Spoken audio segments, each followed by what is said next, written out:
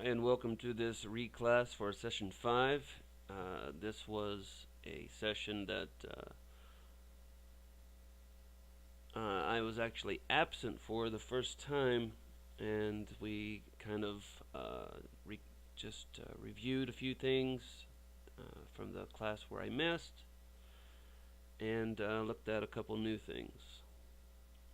Alright, so in this session we'll cover simple movement with Playmakers, then we'll with Playmaker, and then we'll look at materials, using textures with materials, and simple lighting schemes. Alright, so looking inside of Unity, here I have a blank scene. If you don't believe that, I will just make a new scene. Don't save. Okay. So inside of this scene we have a simple camera. You can see the frustum of the camera sticking this way, and the camera preview showing us what the camera will see. I would suggest getting used to the camera a little bit. Okay, moving things around, whatever. You need to kind of practice moving things around in 3D space as well. You can tell that this is the move tool. If you hit the W key, you get to move things around. If you hit the E key, that's the rotate tool. And if you hit the R key, that's the scale tool. You can scale it in all 3 axes by using the middle square. You can scale it in 1 axis by just using the square that you actually want to, or cube that you want to scale in that direction. Okay. So we'll use this cube and make a very simple floor,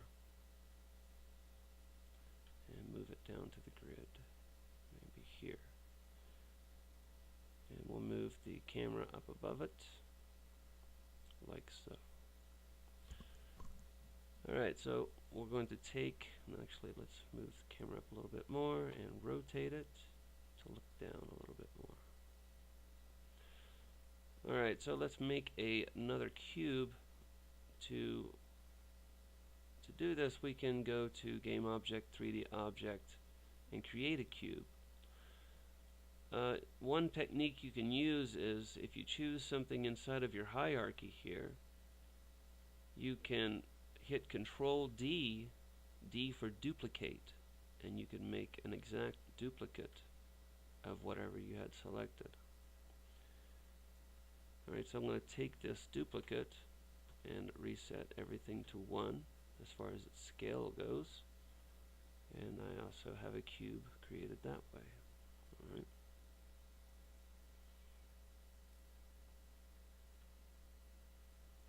Alright, if we check the camera, we can see, we kind of see the cube.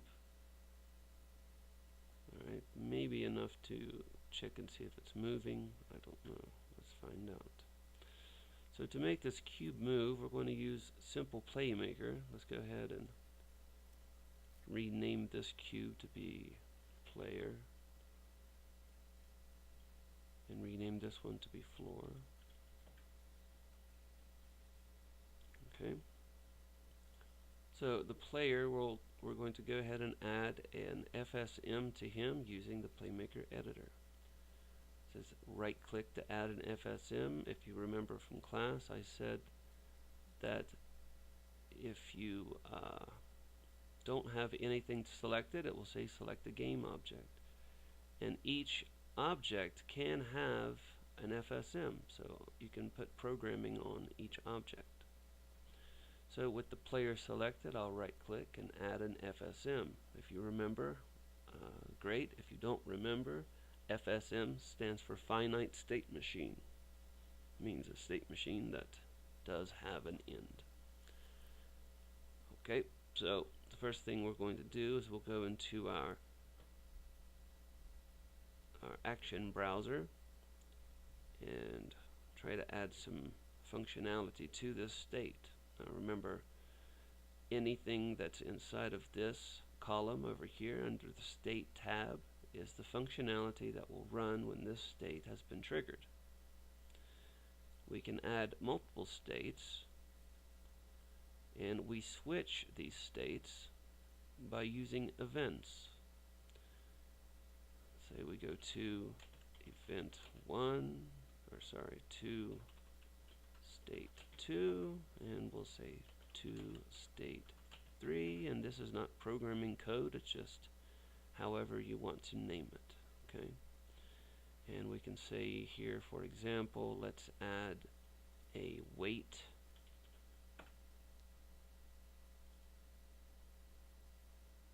Well, I accidentally added 2. Let's just add 1, and we'll see that after 1 second, let's make that 2, we will run some event after this timer. Well, what event do we want to run? Well, let's do to state 2, and it will say, okay, well, you don't have an event, you don't have a global transition, and you don't have an event, so you can right click, add a transition. We're going to add the event that we made over here to state 2, and then we can connect right here. Now, whenever this is finished, it will do this event to state 2. To state 2 leads into this state. So whatever functionality is here will run. Okay. Over here I can do about the same thing. Go over here, I'll just copy this action and paste it over here. I'll wait 2 seconds, run to state 3, and then I'll add that transition here and go over here. Alright. I can add the same transition to multiple states. Here I have to state 2. It doesn't mean anything unless it's a global event, which we haven't covered and we're not going to here. It's just a way to get from one state to the other. Right? So we don't need all of that. Let's go ahead and delete the transition. What we're going to do is do something very simple. We'll do a get access, 2 of them. Did I add 2 or just 1? Okay. And we're also going to use a translate.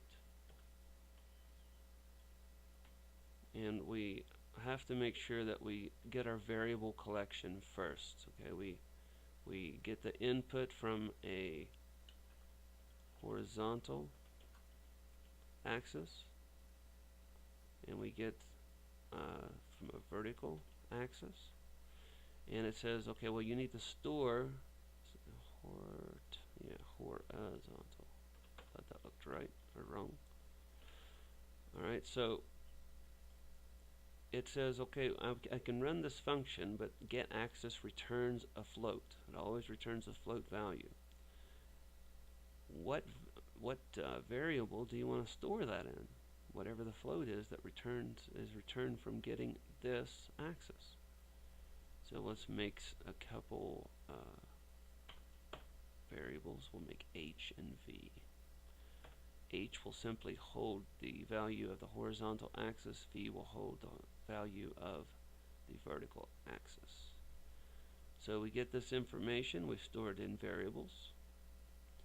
Now we can move using this information, but the problem is we try to move before we actually get any information. So what we have to do is we can either shift select both of these and right click and say move to top, which we'll have to do it twice, but we could also just drag and drop. Okay. Or you can select any action and right click and say move to bottom.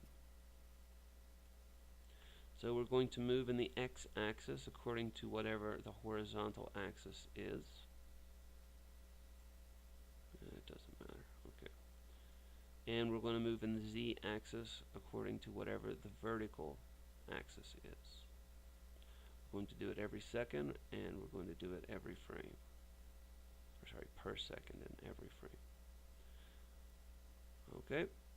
So we'll go ahead and hit play, and as predicted, it does move, but the problem is you can't really see it. Alright, so let's shine some light on the subject and go up to Game Object, Light, and there are 4 different types of lights. You have a directional light, and it kind of simulates light coming from the sky. You can rotate it to change the shadow angle, but if I were to move this, like if I want to simulate a sunset, it doesn't work quite as well as you would expect. You can go over here and now rotate it over like that, but it's not really probably what you're looking for. In this case, it will work fine, just to shine some light on the scene so we can differentiate between the different objects. Press play, and now I can move the cube. If you want to increase the speed, it's quite simple. Well, you can do it multiple ways, but the easiest way really is change the multiplier. It takes whatever value is returned from the getAxis vertical method call and multiplies it by whatever number you supply here. So if I want to take whatever the float value is, multiply it by 3, and then store it inside of the variable v, that means it will be multiplied here too. So what that means is the number's bigger. Alright, so I can move around faster. Okay. Alright. So that was the simple movement part, and we got a little bit of a light here, but let's add a new scene again. So here I want to simulate a spinning globe. Alright, just the Earth spinning in space. Okay, so to do this, I'm going to create a material. So you can right click inside of this window, recreate material, or you can go to the create drop down and create a material. And all a material is the way something looks. That's it. It's like its skin. But more than that, more than that, it's also the way light looks when it hits the object and is reflected back. It can be a bump map. You can have a bump map, or a normal map is called in some applications, which is, it kind of simulates the depth of an object. Alright, and we didn't see this in class, but I will give you a demonstration of the difference. Okay, we'll just call this Earth material. Now what I like to do is use a naming convention similar to camel case, but I'll call all of my materials either mat underscore and then the name of the material, or just M underscore and the name of the material. The reason being is, if you look at this in a list view and you see something that says Earth and then another thing that says Earth, for example, you do a search for Earth, maybe multiple things that are Earth pop up here, especially if it's in list view. If you have M underscore Earth, you know that this is a material called Earth. But anyway, so let's go to Game Object, create a sphere, and if we hit play, we'll see that the sphere is not exactly where we want it. So if we look at the camera, we can see that where exactly inside of the frustum of the camera is the sphere. It's exactly where it looks like it is. It's over to the upper right inside the frustum, so that's where it is inside of the camera. Now, 2 ways you can do this. You can, well, 3 ways. You can take the object and move it in front of the camera. Don't do that, because you got to remember, your scene's going to be filled with hundreds of objects. Are you going to move each one of those? No, of course not. So you can move the camera, which that's okay, but then you have to rotate it and, nitpick at it a little bit until you get it exactly where you want it. And don't do that either. The easiest way is to use your scene view and just get it exactly the way you want it. You can look at the sphere so you see what its transforms are at the current time, what its rotation is. And then you select the camera, go to a game object, and select Align with View. Now you can say Move to View, which that moves the camera right in front of you, wherever you have it positioned inside of the scene. Or you can say Game Object Align with View, and it will move exactly to where you are. So now if I zoom out, you can see the camera moved exactly where I was with the same angle that I had. Alright, so next thing we're going to do is we're going to take this material and add it to the sphere. Now you can just drag and drop it in the scene or drag and drop it inside of the hierarchy. Either one is fine. And we can look at this sphere and see that this material has been applied. If you're using Unity 5, you'll have one that says Standard. I haven't even looked at it yet, don't know what all of the good stuff is about it, and at this point don't care. We're just going to be using diffused and bumps, bump diffuse. So I'm going to use diffuse, and you can see that it asks for a color, which we can use a main color and change the color. Or we can add a texture, which will essentially be the skin of the object. So that's what I'm going to do. I'm going to go up to Assets, and I'm going to import a asset. On my desktop I have a Earth map, and I can take that Earth map and drag it into the materials texture. And there you go, I've made a little planet. Alright, so let's say you're moving around your scene and you can't really get the angle of the object that you want, and this happens a lot. Select the object, press the F key, F as in Frank, and that means focus. So now you'll always be rotating around that object. It's very handy, quick key, hotkey to have. Alright, so we have the Earth. If we hit play, we say we have a very dark Earth. You know, nothing's happening here. So what we can do is we can simulate the sun. Now, the first impulse is, okay, well, I'm going to use a directional light. But that's not going to work because the Earth's going to be revolving around the sun, which means that it's going to kind of be changing. All right? If you use a directional light, it's just going to come down from one angle all the time, which is great from our perception here on Earth, but you know, if you're the planet, it might be a little bit more dynamic to some extent. But anyway, to simulate this and to see a new light, which is really the point of it, we're going to use a point light. And you can see here when you have the point light selected, it shows you how far out the light radiates. You can use your scale tool to kind of shrink the scale, and you can see that nothing really is happening. What you actually want to be changing is the range. Alright, but you can also use these little handles and change it as well. These little squares. It doesn't really seem like anything's happening now because the light's at the center of the world, but if we move it out, we can see that now it can light the Earth.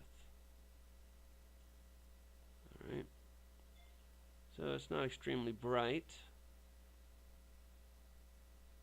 We can change the range to make it a little bit brighter, or you can change the intensity to make it brighter. Some of these other selections we'll go into later. So you can see that a point light radiates lights in all directions from the point in which its transform is. So what if we want to use a different light. Delete.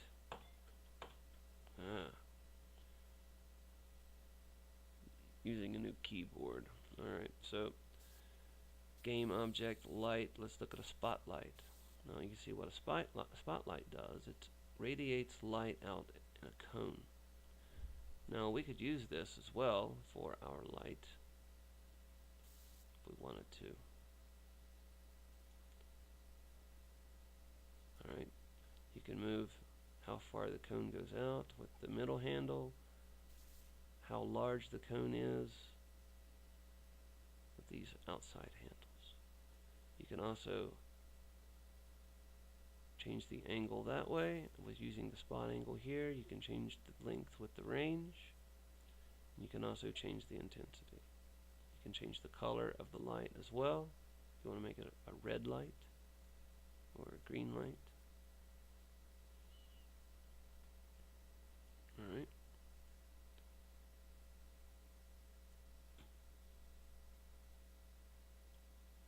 And final light we'll look at is an area light. And it's just kind of a light on a plane. Alright, you can think of this as kind of like a floor lamp, I guess. But it's more like for like ambient light. Okay. The good thing about this light is you can actually bake it inside of your scene, which means all of these lights take up computational power when you use them.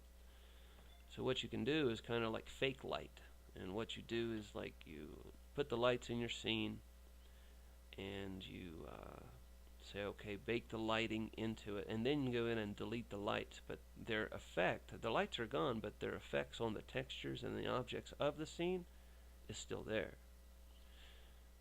Alright, if you ever seen a game that looks like it has a light, but the light doesn't actually throw off a shadow onto anything, that's what they've done. They've baked the lighting into the scene. Alright, so the light we're going to use for this simple scene is just going to be a very simple point light.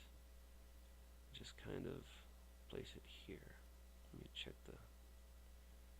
No, I want to move it over here then. Something like that. Hit play.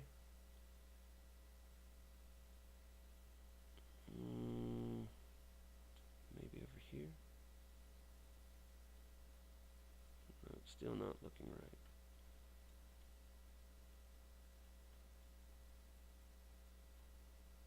Let me change the range a little bit.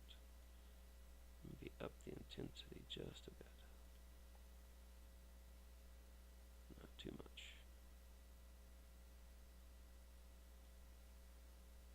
Alright, that's good enough. Alright, so now we have this little earth, has a texture. So what if we want to give the illusion of depth inside of the texture? Alright, so I'm going to, let's see, duplicate this material. No, I don't want to duplicate the material, I want to duplicate the texture. Alright, duplicate the texture. I'm going to call this one Earth Bump.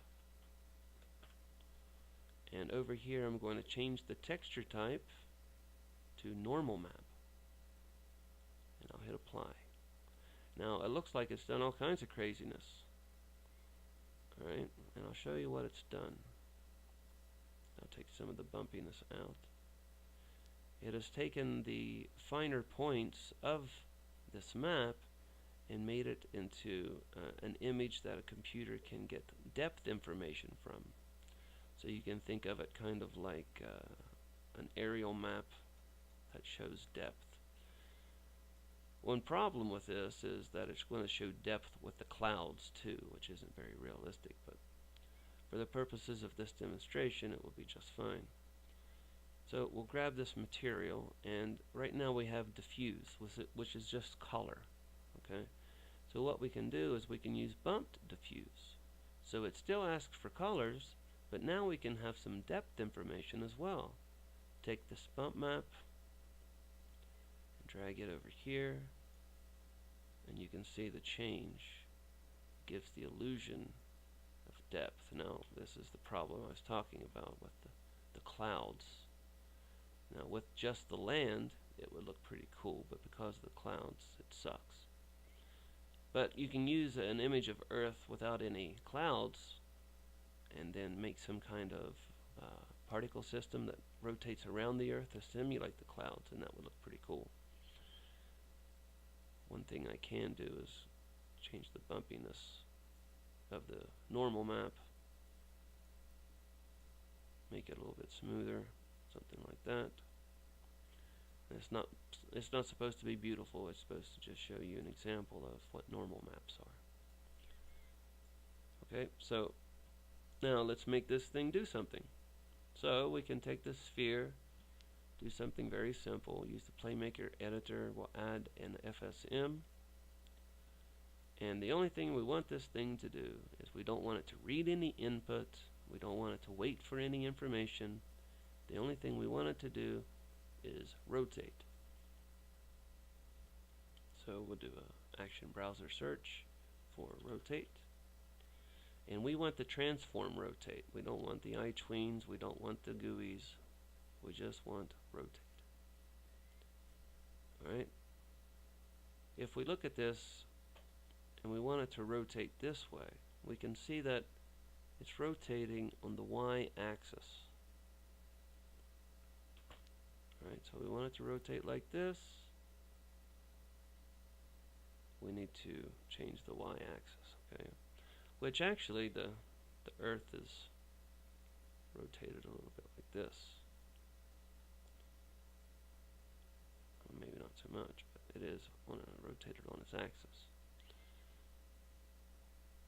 Alright, so let's see the difference in these rotations. Let's say that I leave the Earth just like this.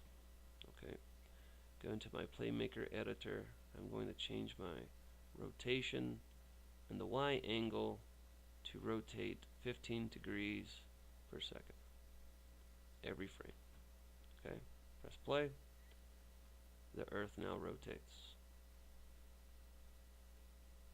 Okay, it rotates around the axis that it currently had. Okay, let's say now I actually rotate the Earth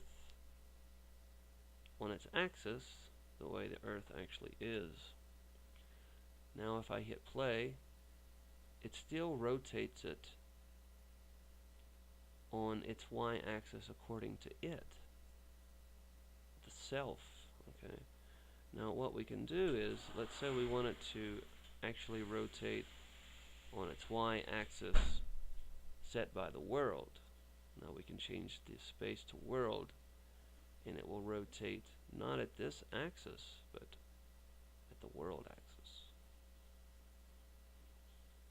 Okay, so I hit play now. It's still rotating, but it's rotating according to whatever the y-axis is for the world.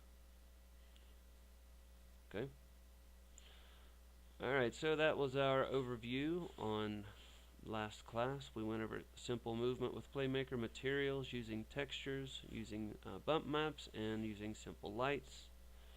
I hope if you didn't understand something in class, this cleared it up for you. Or if you missed class, I hope that this enlightens you as far as what you missed.